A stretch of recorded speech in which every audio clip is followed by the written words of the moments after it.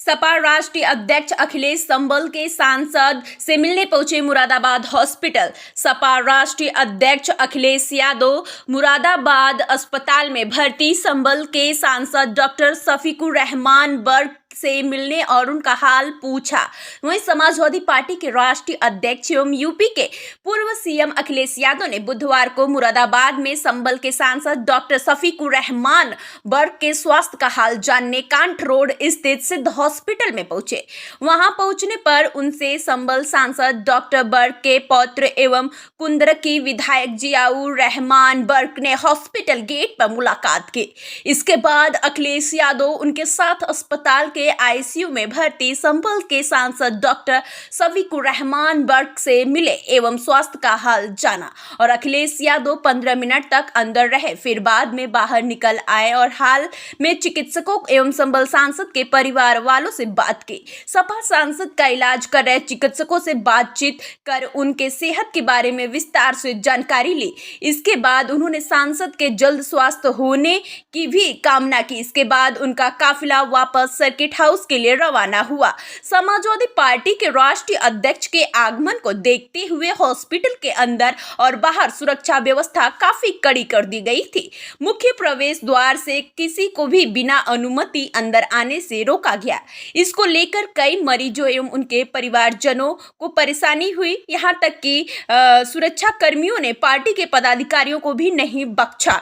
उन्होंने भी रोकने पर तू मैं हुई। वहां से लौटकर सर्किट हाउस में बने हेलीपैड पर पहुंचे। यहां भी सर्किट हाउस के गेट पर सपा के पदाधिकारियों को गेट पर रोकने के चलते सुरक्षा कर्मियों ने नोक-झोंक हुई। अंत भला तो सब भला, क्या समझे? तो क्या माना जाए? आप समझदार हो? सर गठबंधन होगा या नहीं? शीट शेयरिंग को लेकर के होगा। विवाद छिड़ा हुआ है। कोई विवाद नहीं है, आपके सामने सब चीजें साफ हो जाएंगी बहुत कांग्रेस जल्दी। इंचार्ज पांडे जी ने कहा है बीएसपी के लिए कि उनके लिए अब ये बात सब पुरानी हो गई। अरे कहीं आपने दरवाजा बंद तो नहीं कर दिया? कितनी पुरानी बातें बता रहे हो। मैंने आपसे क्या कहा?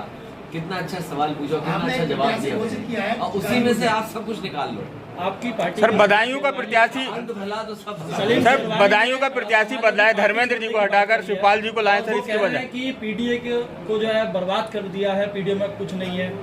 अखिलेश यादव आपका नाम लेकर के निशाना सामने। कोई बात नहीं, ये कांग्रेस में राजनीति में कई ऐसे मौके आते हैं, लेकिन समाजवादी पार्टी की कोशिश रहेगी कि लोगों को जोड़ना, लोगों को साथ लाना।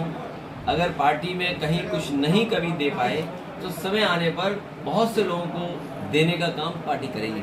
सर जयंत जी और स्वामी प्रसाद मौर्य जी अब सपा छोड़ के जा रहे हैं। पहले जयंत जी भी अलायंस से अलग हो गए। कांग्रेस से गठबंधन नहीं हो पाया। ये क्यों सोचते हो आप? मैं कह रहा हूँ पत्रकार साथी, क्या बात मैंने कही उसी में से सब कुछ निकाल लो और 2 घंटे बाद सब पता लग जाएगा। जहां कांग्रेस अपनी होगा। सीटें मांग रही थी वहां तो आपने घोषणा कर दी थी। अरे मैं आपसे क्या कह रहा हूँ? आपको चिंता और हमें इस बात की फिक्र होनी चाहिए कि भारतीय जनता पार्टी पर्यायवाची है भ्रष्टाचार की। ये नहीं दिखाई दे रहा हमें? अच्छा, स्वामी प्रसाद जी ने नई पार्टी बना ली है, क्या इंडिया में हमें जगह मिल पाएगी इंडिया गठबंधन में? देखिए, इंडिया गठबंधन बहुत आगे बढ़ चुका है। वैसे मुरादाबाद में लोकसभा में पुराना घर ही रहेगा या कोई नया चेहरा आ सकता? कहाँ पर? सर मुरादाबाद में अभी तक प्रत्याशी मत बांटो भाई। नहीं सर, संभल में दे दिया ना आपने। सर संभल ने बर्क साहब का घोषित कर दिया तो संभल बर्क साहब को दे दिया तो संभल से लगी भी सीट मुरादाबाद है, तो मुरादाबाद में अभी तक धीरे धीरे चलने दो। धर्मेंद्र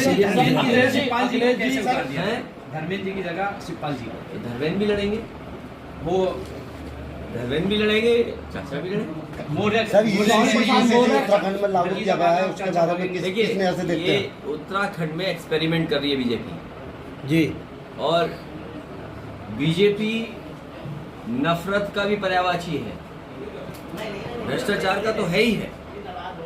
और जिस तरीके से पर्दाफाश हो रहा है तो आप समझ लीजिए कि कितने कमजोर हैं वो लोग।